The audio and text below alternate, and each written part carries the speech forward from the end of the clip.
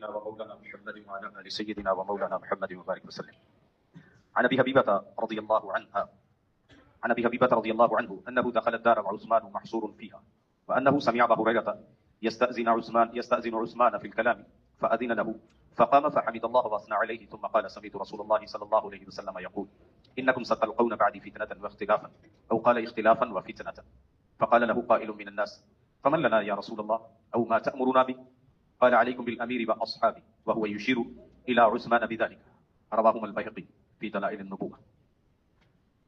امام بيہقی نے دلائل النبوہ میں یہ روایت نقل کی ہے.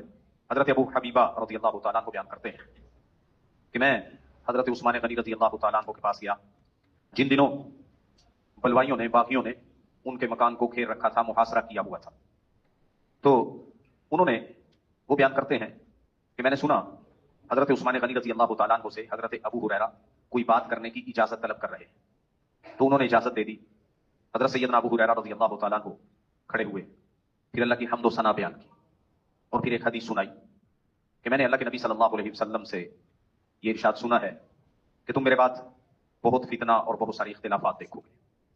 فتنے کا لفظ پہلے استعمال کیا ہے یا اختلاف کا، بہرحال یہی بات بیان کی کہ بڑا اختلاف ہوگا اور فتنہ ہوگا. تو لوگوں میں سے ایک آدمی نے پوچھا اللہ کے نبی صلی اللہ علیہ وسلم سے کہ پھر آپ اس وقت جب یہ اختلاف ہوگا اور بہت زیادہ فتنہ ہوگا، ہم کیا کریں؟ آپ ہمیں کیا حکم دیتے ہیں؟ ہمیں کیا کرنا چاہیے؟ تو رسول اللہ صلی اللہ علیہ وسلم نے حضرت عثمان غنی رضی اللہ تعالیٰ عنہ کی طرف اشارہ کرتے ہوئے ارشاد فرمایا: علیکم بالامیر واصحابہ، تم بس اپنے اس امیر کو اور ان کے ساتھیوں کو لازم پکڑ لینا، یعنی تم نے ان کی جماعت کو نہیں چھوڑنا. دوسری روایت میں نبی صلی اللہ علیہ وسلم نے اس کی وضاحت ارشاد فرمائی. ایک اور قصہ ہے لیکن اس کی وضاحت ملتی ہے اس میں. آپ علیہ الصلوۃ والسلام نے بہت زیادہ اختلافات کا، فتنے کا تذکرہ فرمایا اور کہا کہ اس دن ایک آدمی حق پر ہوگا، اور سیدنا عثمان غنی رضی اللہ تعالیٰ عنہ کی طرف اشارہ کرتے ہوئے فرمایا. ایک روایت میں الفاظ ہے ان کی طرف اشارہ کرتے ہوئے کہا کہ یہ حق پہ ہوگا. گویا کہ نبی صلی اللہ علیہ وسلم نے سازشوں کی خبر بھی دے دی کہ سازشیں ہوں گی. چونکہ سازشیں ہوئی تھی، فتنہ ہوگا، حق پر اس وقت کون ہوگا؟ حضرت عثمان غنی. ان کی فضیلت بیان کرنا مقصود ہے.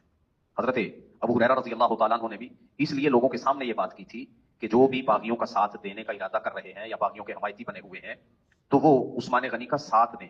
کہ یہ اللہ کے نبی نے ارشاد فرمایا تھا: علیکم بالامیر واصحابہ، تمہارے ذمہ اپنے امیر کی اطاعت ہے اور ان کے جتنے بھی ہم نوا ہیں، ان کے ساتھی، ان کا ساتھ دینے والے ہیں، انہی کے ساتھ رہنا.